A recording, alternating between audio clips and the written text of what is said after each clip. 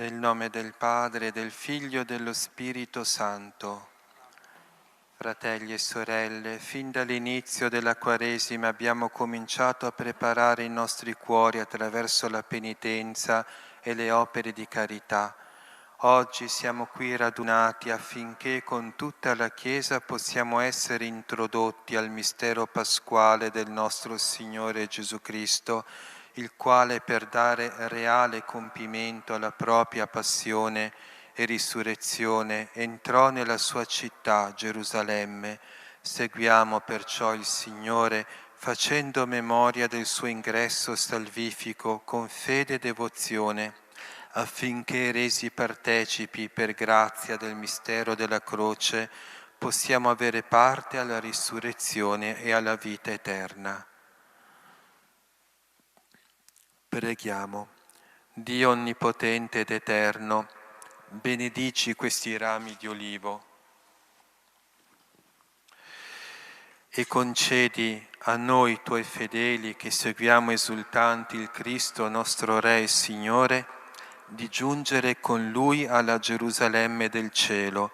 Egli vive e regna nei secoli dei secoli.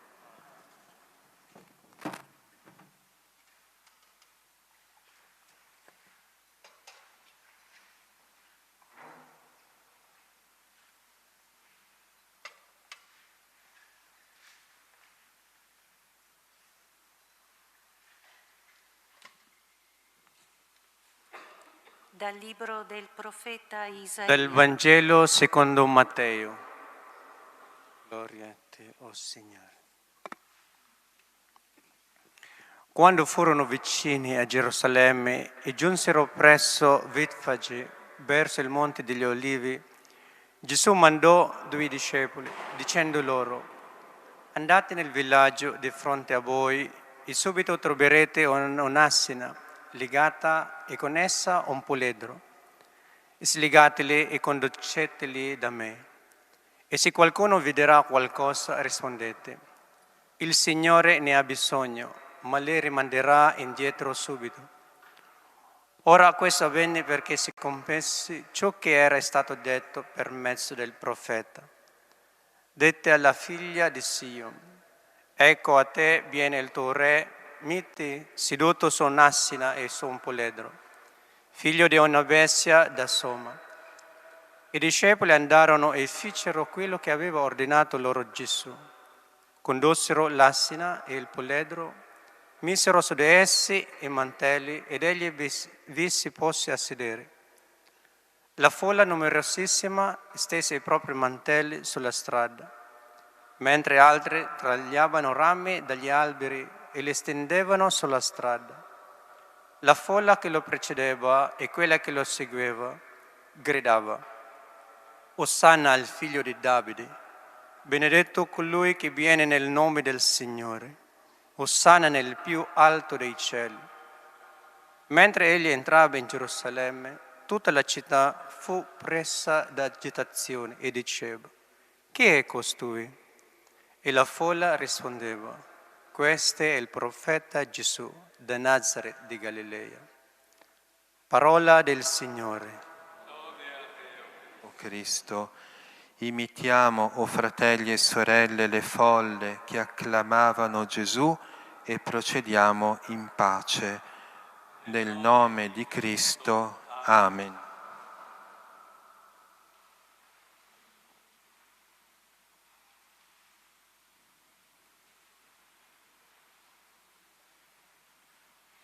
Osanna figlio di David, Osanna Redentor, Osanna figlio di David, Osanna Redentor, apritevi o porte eterne, avanzi il Re della gloria, adori cielo e terra, l'eterno suo poter.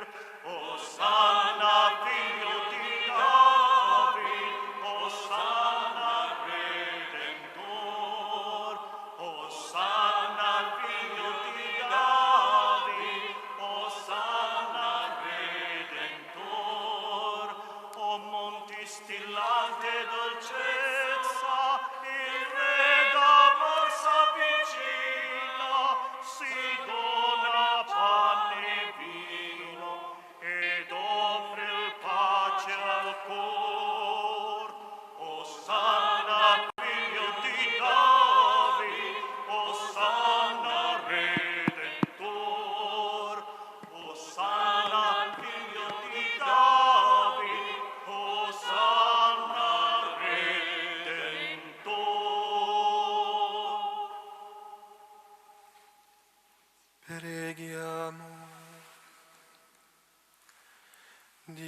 onnipotente ed eterno, che hai dato come modello agli uomini il Cristo, tuo Figlio nostro Salvatore, fatto uomo e umiliato fino alla morte di croce.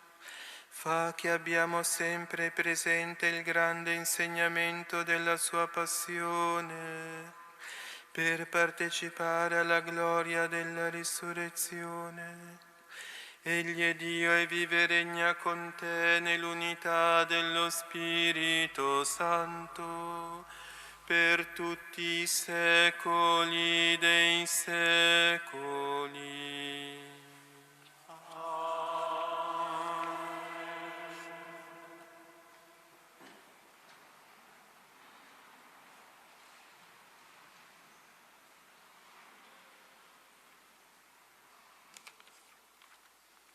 Dal libro del profeta Isaia. Il Signore Dio mi ha dato una lingua da discepolo, perché io sappia indirizzare una parola allo sfiduciato. Ogni mattina fa attento il mio orecchio, perché io ascolti come i discepoli. Il Signore Dio mi ha aperto l'orecchio e io non ho opposto resistenza, non mi sono tirato indietro. Ho presentato il mio dorso ai flagellatori, le mie guance a coloro che mi strappavano la barba. Non ho sottratto la faccia agli insulti e agli sputi. Il Signore Dio mi assiste. Per questo non resto svergognato, per questo rendo la mia faccia dura come pietra, sapendo di non restare confuso. Parola di Dio. Dio mio, perché mi hai abbandonato?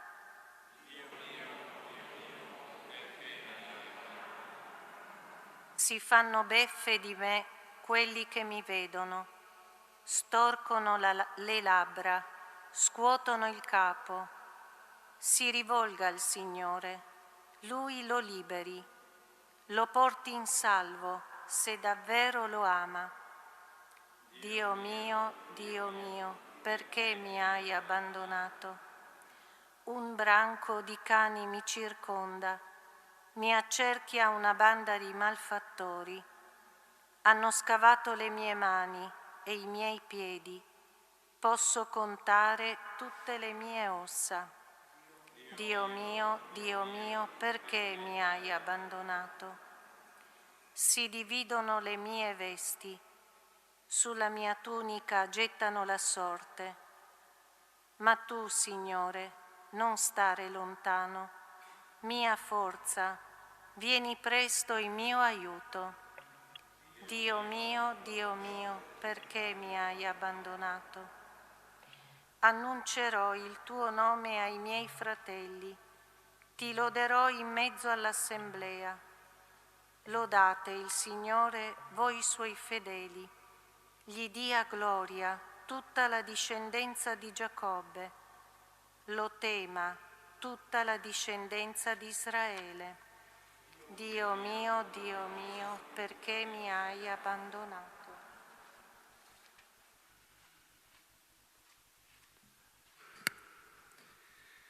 Dalla lettera di San Paolo Apostolo ai Filippesi. Cristo Gesù, pur essendo nella condizione di Dio, non ritenne un privilegio l'essere come Dio, ma svuotò se stesso, assumendo una condizione di servo, diventando simile agli uomini. Dall'aspetto riconosciuto come uomo, umiliò se stesso, facendosi obbediente fino alla morte e a una morte di croce. Per questo Dio lo esaltò e gli donò il nome che è al di sopra di ogni nome, perché nel nome di Gesù ogni ginocchio si pieghi nei cieli, sulla terra e sottoterra, e ogni lingua proclami Gesù Cristo è Signore, a gloria di Dio Padre. Parola di Dio. Lode a te, o Cristo, Re di eterna gloria. Per noi Cristo si è fatto obbediente fino alla morte e a una morte di croce. Per questo Dio lo esaltò e gli donò il nome che è al di sopra di ogni nome. Lode a te, o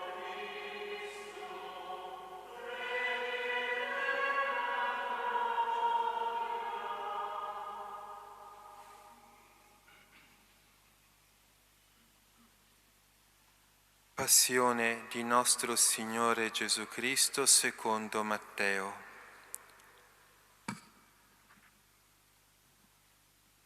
In quel tempo uno dei 12, chiamato Giuda Iscariota, andò dai capi dei sacerdoti e disse: Quanto volete darmi perché io ve lo consegni? E quelli gli fissarono 30 monete d'argento. Da quel momento cercava l'occasione propizia per consegnare Gesù. Il primo giorno degli azimi i discepoli si avvicinarono a Gesù e gli dissero: Dove vuoi che prepariamo per te perché tu possa mangiare la Pasqua? Ed egli rispose: Andate in città da un tale e ditegli: il Maestro dice, il mio tempo è vicino, farò la Pasqua da te con i miei discepoli. I discepoli fecero come aveva loro ordinato Gesù e prepararono la Pasqua. Venuta la sera, si mise a tavola con i 12. Mentre mangiavano, disse: In verità io vi dico, uno di voi mi tradirà. Ed essi, profondamente rattristati, cominciarono ciascuno a domandargli. Sono forse io, Signore? Ed egli rispose: Colui che ha messo con me la mano nel piatto è quello che mi tradirà. Il figlio dell'uomo se ne va, come sta scritto di lui, ma guai a quell'uomo dal quale il figlio dell'uomo viene tradito. Meglio per quell'uomo se non fosse mai nato. Giuda, il traditore, disse. Rabbi, sono forse io? Gli rispose. Tu l'hai detto. Ora, mentre mangiavano, Gesù prese il pane, recitò la benedizione, lo spezzò e mentre lo dava ai discepoli disse: Prendete, mangiate, questo è il mio corpo. Poi prese il calice, rese grazie e lo diede loro dicendo: Bevetene tutti, perché questo è il mio sangue dell'alleanza che è versato per molti per il perdono dei peccati. Io vi dico che d'ora in poi non berrò di questo frutto della vite fino al giorno in cui lo berrò nuovo con voi nel regno del Padre mio.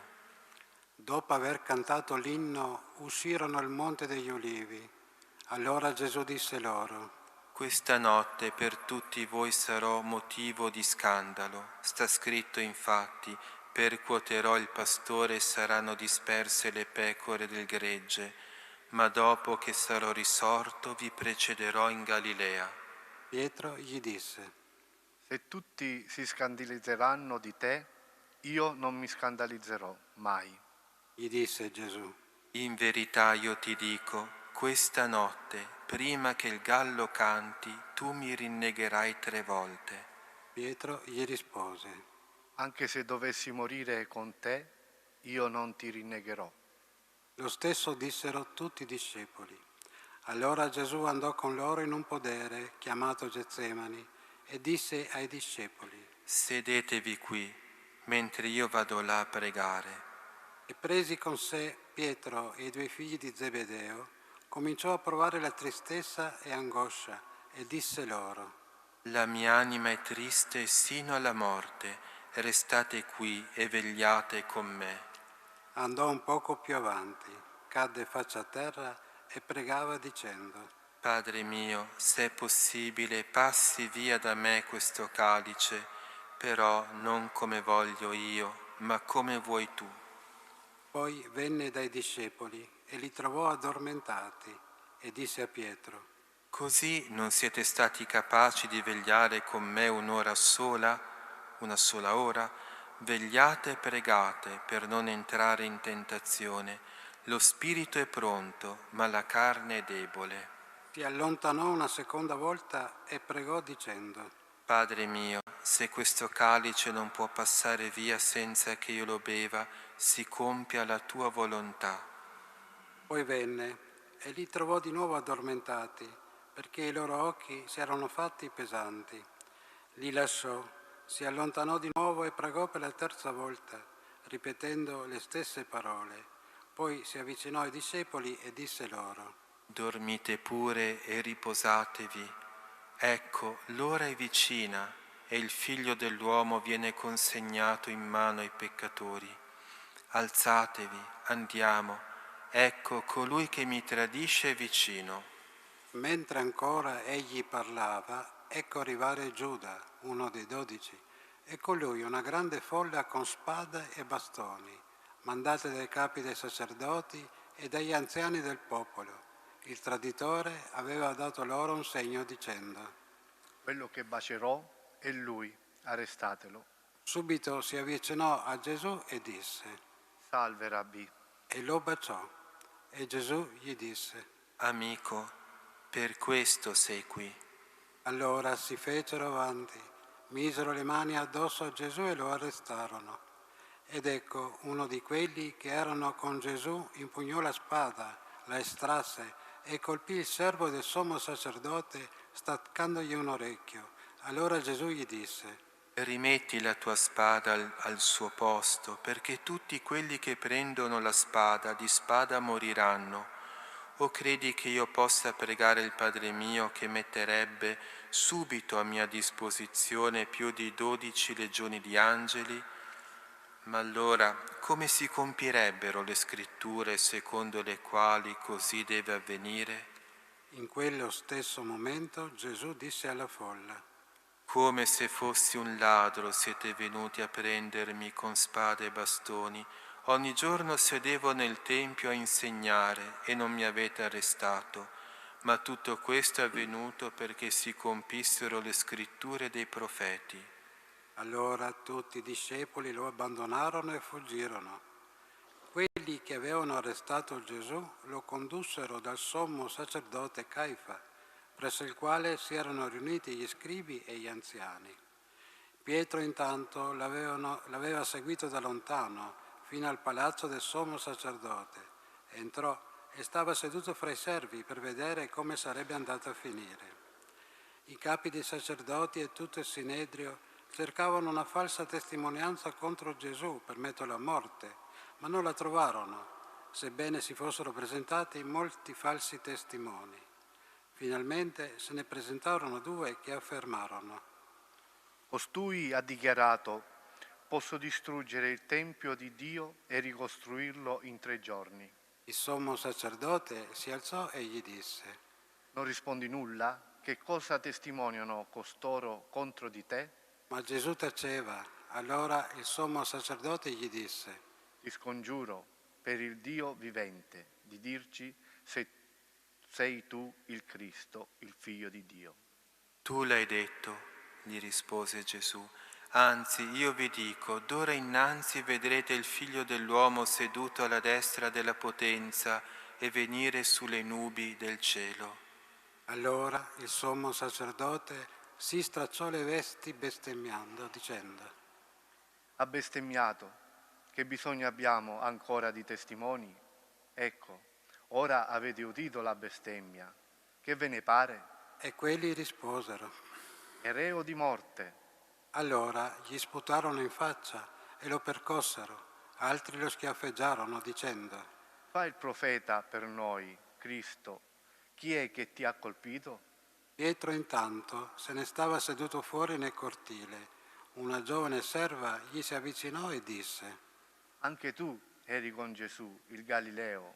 Ma egli negò davanti a tutti dicendo: Non capisco che cosa dici. Mentre usciva verso l'atrio, lo vide un'altra serva e disse ai presenti: Costui era con Gesù, il Nazareno. Ma egli negò di nuovo giurando. Non conosco quell'uomo. Dopo un poco i presenti si avvicinarono e dissero a Pietro: È vero, anche tu sei uno di loro, infatti il tuo accento ti tradisce. Allora egli cominciò a imprecare e a giurare. Non conosco quell'uomo. E subito un gallo cantò. E Pietro si ricordò della parola di Gesù che aveva detto: prima che il gallo canti, tu mi rinnegherai 3 volte. E uscito fuori pianse amaramente. Venuto il mattino, tutti i capi dei sacerdoti e degli anziani del popolo tennero consiglio contro Gesù per farlo morire. Poi lo misero in catene, lo condussero via e lo consegnarono al governatore Pilato. Allora Giuda, colui che lo tradì, vedendo che Gesù era stato condannato, preso dal rimorso, riportò le 30 monete d'argento ai capi dei sacerdoti e agli anziani dicendo: Ho peccato perché ho tradito sangue innocente. Ma quelli dissero: A noi che importa? Pensaci tu. Egli allora, gettate le monete d'argento nel tempio, si allontanò e andò a impiccarsi.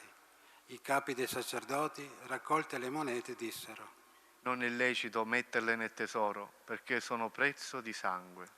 Tenuto consiglio, comprarono con esse il campo del vasaio per la sepoltura dei stranieri. Perciò quel campo fu chiamato Campo di Sangue fino al giorno d'oggi. Allora si compì quanto era stato detto per mezzo del profeta Geremia. E presero 30 monete d'argento, il prezzo di colui che a tal prezzo aveva valutato dai figli di Israele, e le diedero per il campo del vasaio come mi aveva ordinato il Signore. Gesù intanto comparve davanti al governatore e il governatore lo interrogò dicendo: Sei tu il re dei Giudei? Gesù rispose: Tu lo dici. E mentre i capi dei sacerdoti e gli anziani lo accusavano, non rispose nulla. Allora Pilato gli disse: Non senti quante testimonianze portano contro di te? Ma non gli rispose neanche una parola, tanto che il governatore rimase assai stupito. A ogni festa il governatore era solito rimettere in libertà per la folla un carcerato a loro scelta. In quel momento avevano carcerato famoso di nome Barabba. Perciò alla gente che si era radunata Pilato disse: Chi volete che io rimetta in libertà per voi, Barabba o Gesù, chiamato Cristo? Sapeva bene infatti che glielo avevano consegnato per invidia.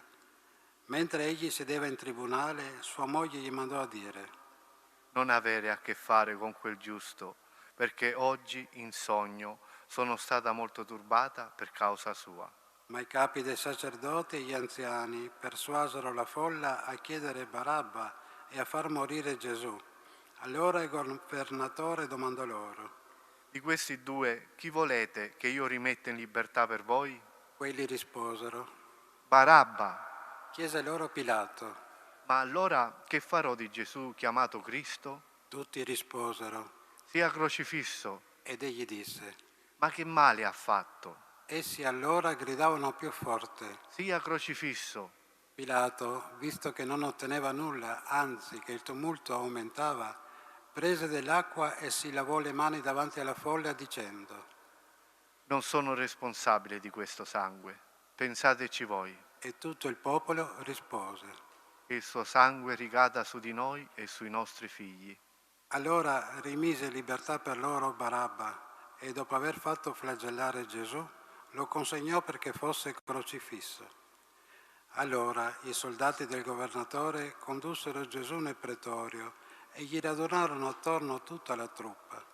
Lo spogliarono, gli fecero indossare un mantello scarlatto, intrecciarono una corona di spine, gliela posero sul capo e gli misero una canna nella mano destra. Poi, inginocchiatasi davanti a lui, lo deridevano. Salve, re dei Giudei. Sputandogli addosso, gli tossero di mano la canna e lo percuotevano sul capo. Dopo averlo deriso, lo spogliarono del mantello e gli rimisero le sue vesti. Poi lo condussero via per crocifiggerlo. Mentre uscivano, incontrarono un uomo di Cirene chiamato Simone e lo costrinsero a portare la sua croce.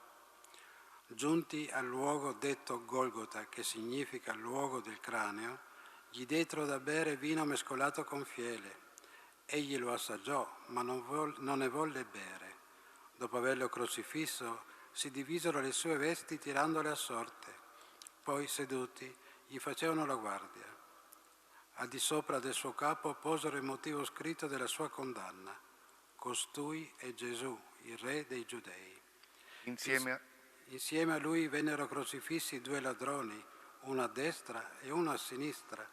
Quelli che passavano di lì lo insultavano scuotendo il capo e dicendo: Tu che distruggi il Tempio e in 3 giorni lo ricostruisci, salva te stesso, se tu sei figlio di Dio, e scendi dalla croce. Così anche i capi dei sacerdoti con gli scribi e gli anziani, facendosi beffe di lui, dicevano: Ha salvato altri e non può salvare se stesso. È il Re di Israele, scenda ora dalla croce e crederemo in lui. Ha confidato in Dio, lo liberi lui, ora se gli vuole bene. Ha detto infatti, sono figlio di Dio. Anche i ladroni crocifissi con lui lo insultavano allo stesso modo. A mezzogiorno si fece buio su tutta la terra fino alle 3 del pomeriggio. Verso le 3 Gesù gridò a gran voce: Eli, Eli, lema sabachthani, che significa: Dio mio, perché mi hai abbandonato? Udendo questo, alcuni dei presenti dicevano: Costui chiama Elia. E subito uno di loro corse a prendere una spugna, la inzuppò del ceto, la fissò su una canna e gli dava da bere. Gli altri dicevano: Lascia, vediamo se viene Elia a salvarlo. Ma Gesù di nuovo gridò a gran voce ed emise lo spirito.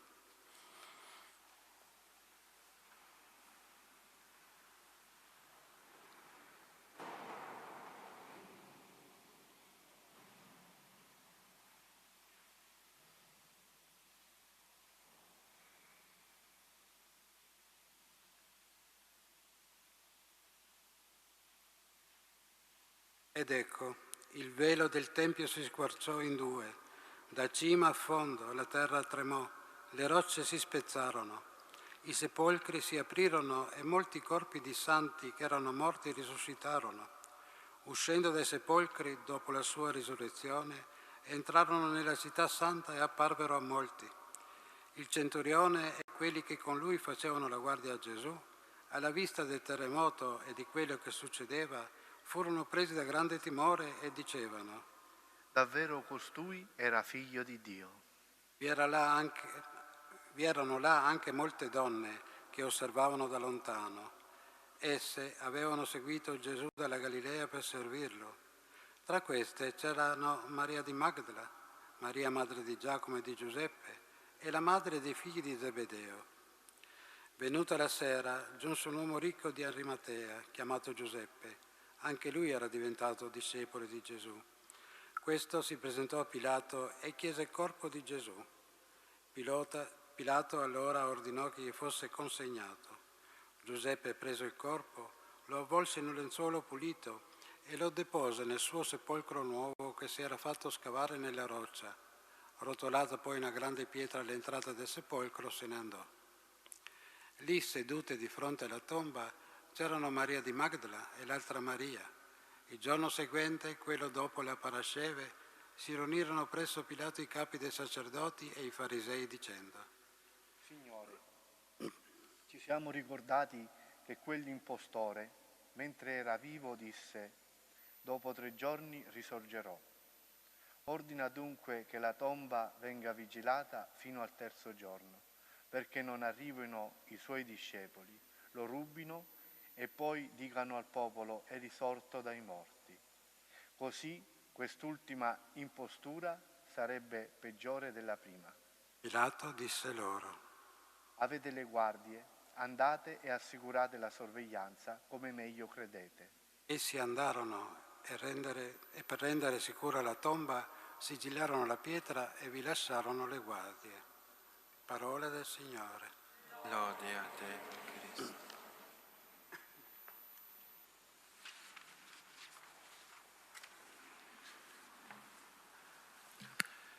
Siano lodati Gesù e Maria. Oggi è il primo sabato del mese, giorno particolarmente consacrato al cuore immacolato di Maria. Non farò dunque una riflessione sulle letture che abbiamo ascoltato, ma sul dolore di Maria accanto a Gesù. Questo dolore si può dire iniziò fin dall'inizio, quando l'anziano Simeone profetizzò la spada del dolore. Anche a te una spada trafiggerà l'anima. E la spada predetta da Simeone simboleggiava la compassione di Maria. Compatire significa patire con, ovvero condividere il dolore della persona amata. E per questo la Madonna seguì Gesù sin sotto la croce, desiderando ardentemente di morire insieme al Figlio suo. Tuttavia questa non era la volontà del Padre Celeste. Ella doveva sopravvivere al Figlio, ma in cuor suo ella sperimentò tutto quello che Gesù patì nel corpo e nello spirito. Spiritualmente ella fu crocifissa insieme a Gesù.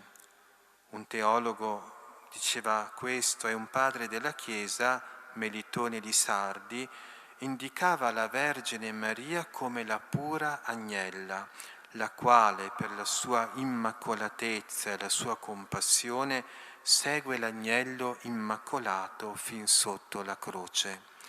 E si può dire un unico sacrificio, un unico dolore unì questi due sacratissimi cuori, il cuore di Gesù e il cuore di Maria. E alle parole del vecchio Simeone la Vergine addolorata aderì pienamente alla volontà del Padre. Non poteva fare diversamente, dal momento che l'amore, quello vero, non si tira indietro neppure di fronte al dolore, vorrei dire soprattutto di fronte al dolore. E questo ci insegna a unire anche le nostre sofferenze a quelle di Gesù. Da sole non avrebbero alcun valore, ma unite a quelle di Gesù allora avranno un'importanza molto grande. Ecco, certo, le nostre lacrime non saranno come quelle dell'addolorata, ma saranno molto utili per riparare i nostri peccati e per la conversione dei poveri peccatori. E così la Madonna segue Gesù sulla via del Calvario.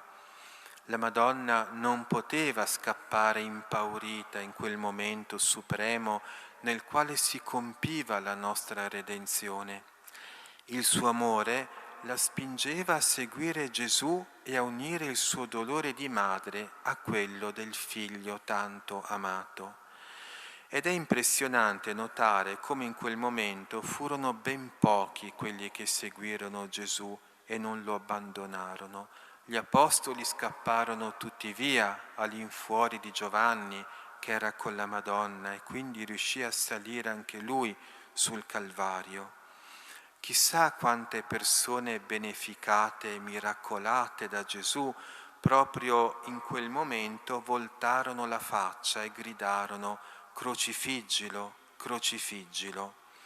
È proprio vero che solo nel dolore si riconosce il vero amore. E Maria addolorata dimostrò pienamente questo amore e si mise sulle tracce del Figlio, mescolando su quella via le sue lacrime al sangue sparso da Gesù. Non poteva far nulla, non le rimaneva che patire, soffrire con Gesù. In mezzo a quella folla piena di odio o di indifferenza, gli occhi di Maria furono gli unici a parlare d'amore. Il suo sguardo fu come una carezza materna che si posava sul corpo martoriato di Gesù. Sulla strada del nostro Calvario anche noi dobbiamo incontrare lo sguardo materno di Maria. Solamente lei ci potrà essere di conforto nel momento del dolore, quando noi porteremo la nostra croce dietro a Gesù. Come ha abbracciato Gesù, così l'addolorata abbraccerà anche noi, infondendoci forza e coraggio. E così la Madonna, come giglio tra le spine, stava ai piedi della croce. Ella, immersa nel dolore più atroce, contemplava Gesù e lo ripensava tenero bambino quando lo stringeva tra le sue braccia e lo stringeva al suo cuore. Sul Calvario vi erano altre braccia a reggerlo, le fredde braccia di una croce. Ella lo rivedeva bambino quando con la sua voce divina allietava la dolce dimora di Nazaret. Sul Golgota, invece, l'addolorata udiva i colpi di martello sui chiodi, le grida selvagge della folla e le rare parole di Gesù morente. E tra queste parole vi furono quelle che annunciarono a Maria la sua maternità spirituale. Ecco che dall'alto della croce Gesù disse: «Donna, ecco tuo figlio». E la Madonna accolse con amore la volontà del figlio morente e insieme a Giovanni accolse ciascuno di noi. Un padre della Chiesa, San Giovanni Damasceno, in una sua celebre omelia disse che la spada del dolore che non raggiunse Maria a Betlemme quando ella diede alla luce Gesù nella gioia e senza dolore, la raggiunse invece sul Calvario quando ella diede alla luce noi tutti. Pertanto ecco il dolore di Maria Santissima ai piedi della croce fu come il dolore di un parto. Quanto dolore siamo costati alla nostra madre, ma ella accolse quel dolore con amore. Per suo mezzo noi abbiamo ricevuto la salvezza di Gesù, la salvezza di Dio. Siano lodati Gesù e Maria.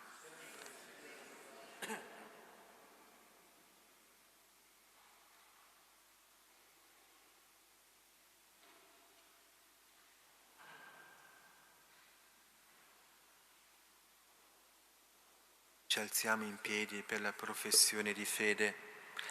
Credo in un solo Dio,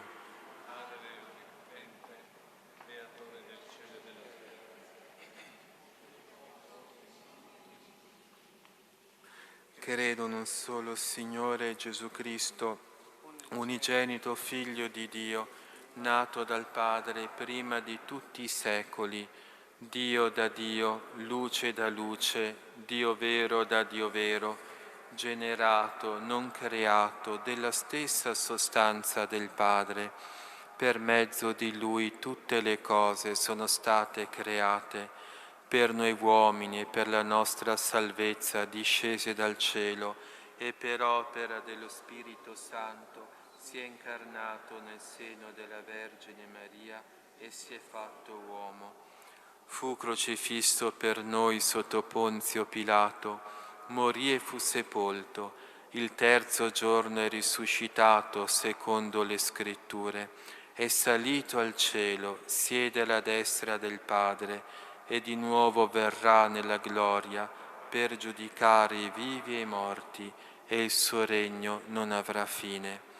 Credo nello Spirito Santo, che è Signore della vita, e procede dal Padre e dal Figlio, con il Padre e il Figlio è adorato e glorificato, e ha parlato per mezzo dei profeti. Credo alla Chiesa, una, santa, cattolica e apostolica, professo un solo battesimo per il perdono dei peccati, aspetto la risurrezione dei morti e la vita del mondo che verrà. Amen. Come veri discepoli seguiamo Cristo, umile Re di gloria, che entra in Gerusalemme per portare a compimento sulla croce la sua missione redentrice. Uniti al nostro Salvatore invochiamo Dio, Padre misericordioso, principio e fonte di ogni benedizione. Per la passione del tuo Figlio, ascoltaci, o Padre. Per la passione del tuo Figlio, ascoltaci. Per la Santa Chiesa, celebrando con viva fede il grande mistero della passione e morte di Cristo, guardi con cuore materno alla croce di tanti suoi figli e doni loro conforto e sollievo. Preghiamo. Per la passione del tuo Figlio, ascoltaci, o Padre. Per tutti i battezzati, la celebrazione della Settimana Santa renda più intensa la sequela di Cristo, che con filiale abbandono è in cammino verso la croce. Preghiamo. Per la passione del tuo Figlio, ascoltaci, o Padre. Per coloro che soffrono, uniti alla passione di Cristo e consolati dall'amore fraterno, riscoprano la forza rigenerante della fede. Per la passione del tuo Figlio, ascoltaci, o Padre. Per i giovani, sostenuti dalla testimonianza e dall'intercessione dei santi, siano autentici discepoli di Gesù e compiano senza paura scelte generose. Preghiamo. Per la passione del tuo Figlio, ascoltaci, o Padre.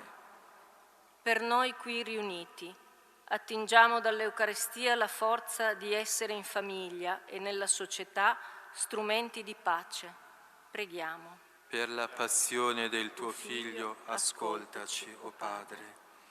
Ascolta, o Padre, la preghiera del tuo popolo che si incammina con il tuo Figlio verso il Calvario. Fa che dopo averlo acclamato nel giorno dell'esultanza, lo seguiamo con amore nell'ora oscura e vivificante della croce.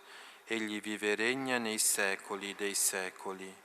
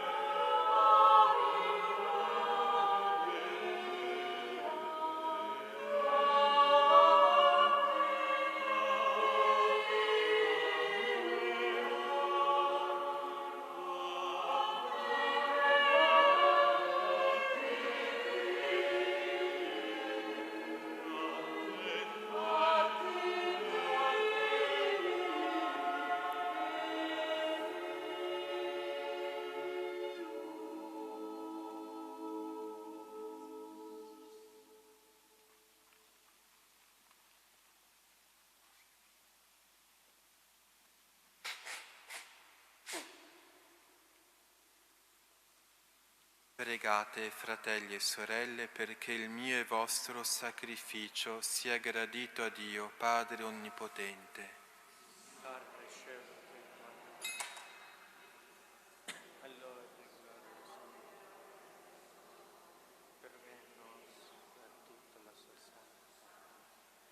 Dio Onnipotente, la passione del tuo unico Figlio affretti il giorno del tuo perdono. Non lo meritiamo per le nostre opere, ma lo ottenga dalla tua misericordia questo unico mirabile sacrificio per Cristo nostro Signore.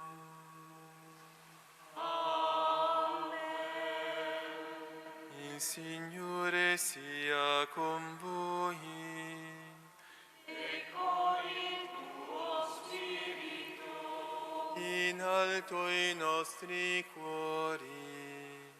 Sono rivolti al Signore. Rendiamo grazie al Signore nostro Dio. È cosa buona e giusta. È veramente cosa buona e giusta, nostro dovere e fonte di salvezza, rendere grazie sempre in ogni luogo a te, Signore Padre Santo, Dio Onnipotente ed Eterno, per Cristo Signore nostro.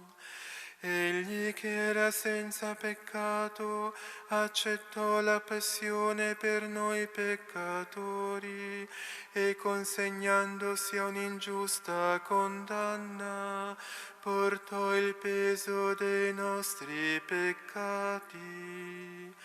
Con la sua morte lavò le nostre colpe e con la sua risurrezione ci acquistò la salvezza. E noi con tutti gli angeli del cielo innalziamo a te il nostro canto e proclamiamo insieme la tua lode.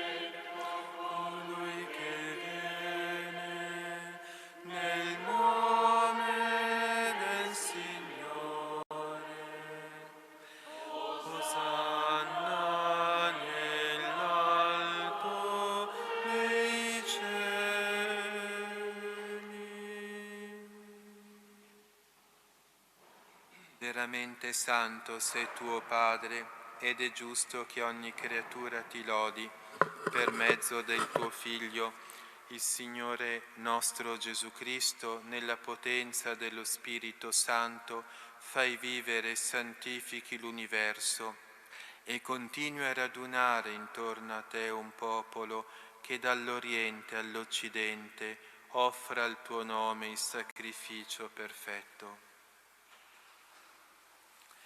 Ti preghiamo umilmente, santifica e consacra con il tuo Spirito i doni che ti abbiamo presentato, perché diventino il corpo e il sangue del tuo Figlio, il Signore nostro Gesù Cristo, che ci ha comandato di celebrare questi misteri.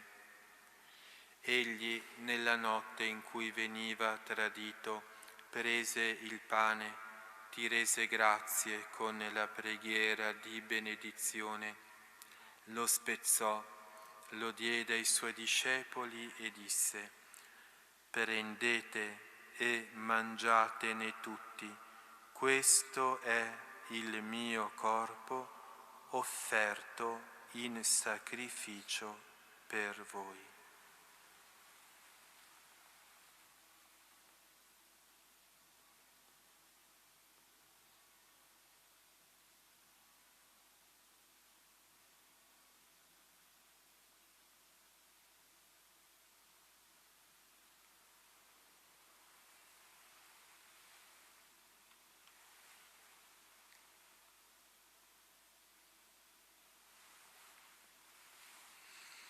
Allo stesso modo, dopo aver cenato, prese il calice, ti rese grazie con la preghiera di benedizione, lo diede ai suoi discepoli e disse: prendete e bevetene tutti, questo è il calice del mio sangue per la nuova ed eterna alleanza, versato per voi e per tutti in remissione dei peccati.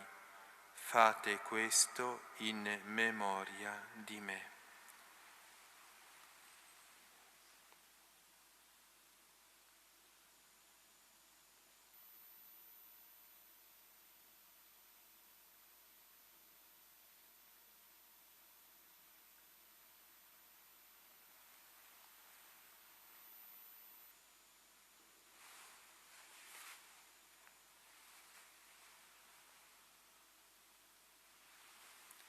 Mistero della fede. Facciamo la tua morte, o Signore, proclamiamo la tua risurrezione, nell'attesa della tua venuta. Celebrando il memoriale della passione redentrice del tuo Figlio, della sua mirabile risurrezione e ascensione al cielo, nell'attesa della sua venuta nella gloria, ti offriamo, Padre, in rendimento di grazie, questo sacrificio vivo e santo. Guarda con amore e riconosci nell'offerta della tua Chiesa la vittima immolata per la nostra redenzione, e a noi che ci nutriamo del corpo e del sangue del tuo Figlio, dona la pienezza dello Spirito Santo, perché diventiamo in Cristo un solo corpo e un solo Spirito. Lo Spirito Santo faccia di noi un'offerta perenne a te gradita, perché possiamo ottenere il regno promesso con i tuoi eletti, con la Beata Maria Vergine e Madre di Dio, San Giuseppe suo sposo, i tuoi santi apostoli, i gloriosi martiri e tutti i santi nostri intercessori presso di te. Ti preghiamo, o Padre, questo sacrificio della nostra riconciliazione. Doni pace e salvezza al mondo intero. Conferma nella fede e nell'amore la tua Chiesa pellegrina sulla terra, il tuo servo e nostro Papa Francesco, il nostro Vescovo Giampaolo, l'ordine episcopale e presbiteri e diaconi, e il popolo che tu hai redento.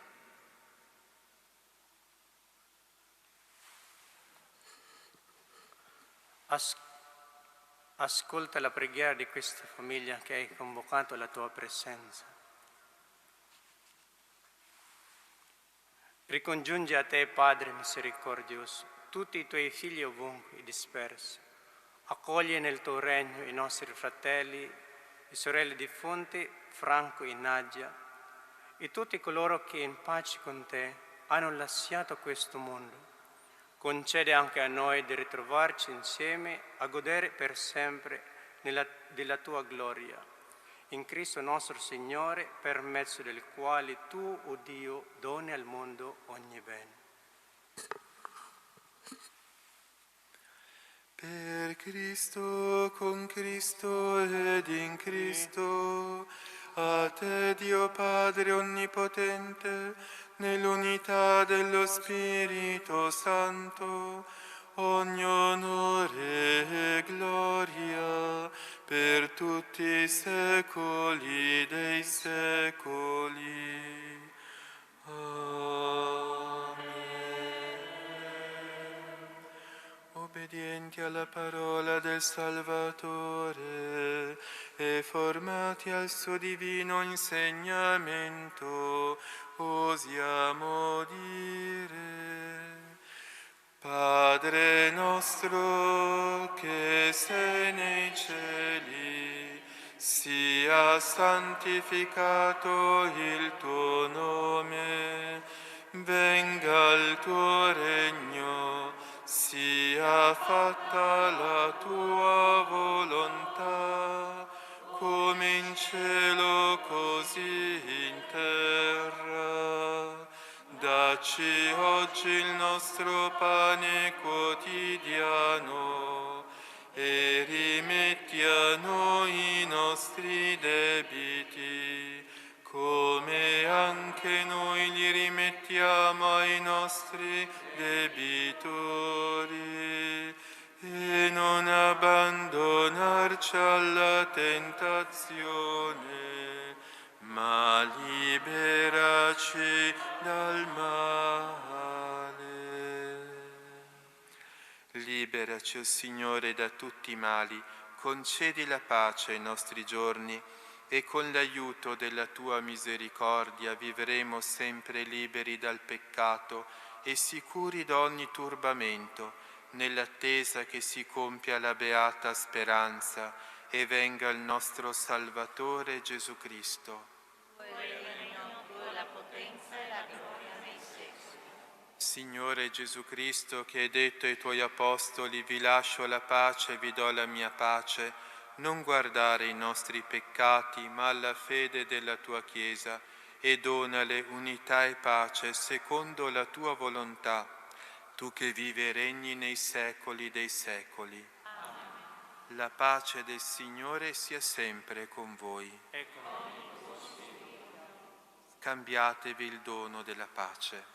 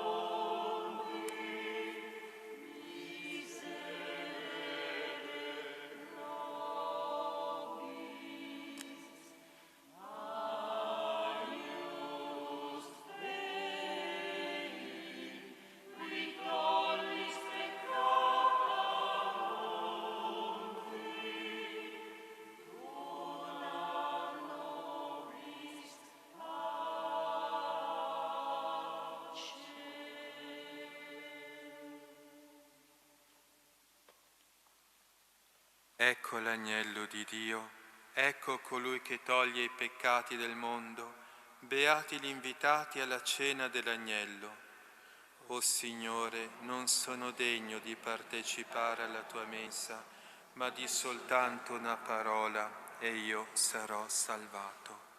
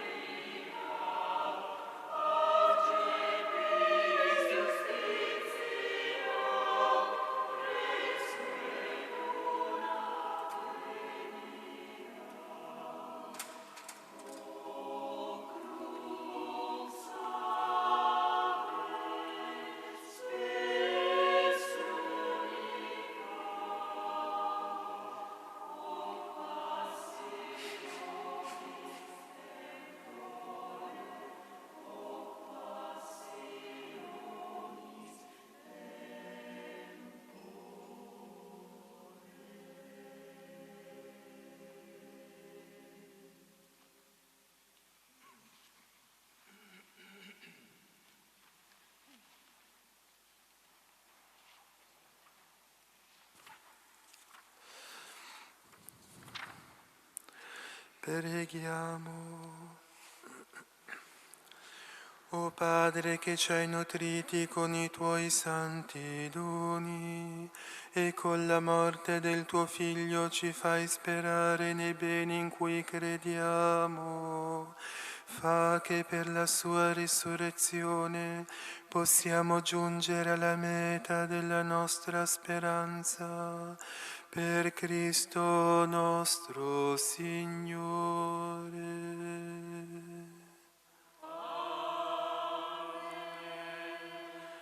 Prima della benedizione, innanzitutto ringrazio il coro, la Società Polifonica di Santa Maria Maggiore e poi avviso che dopo la messa il coro si fermerà per alcuni brani che offrirà a tutti noi. E ricordo brevemente anche gli orari della Settimana Santa che sono appesi in bacheca, quindi le celebrazioni giovedì santo alle 17:30 il rosario, alle ore 18 la messa in Cena Domini, poi il venerdì santo la Via Crucis alle 15 e poi se ricordo bene, alle 17 c'è la funzione dell'adorazione della croce con la possibilità di ricevere la comunione. E poi invece sabato santo la veglia, alle 20:30 il rosario, alle 21 inizierà la veglia pasquale. Comunque tutti gli orari sono segnati in fondo alla chiesa. Il Signore sia con voi. E con il tuo spirito. Chinate il capo per la benedizione. Volgi lo sguardo, Padre, su questa tua famiglia, per la quale il Signore nostro Gesù Cristo non esitò a consegnarsi nelle mani dei malfattori e a subire il supplizio della croce. Egli vive e regna nei secoli dei secoli.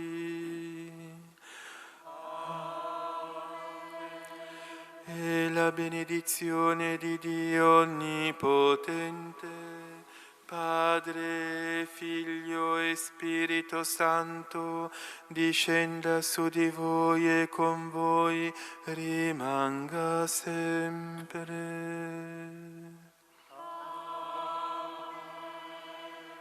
La messa è finita, andate in pace. Rendiamo grazie a Dio.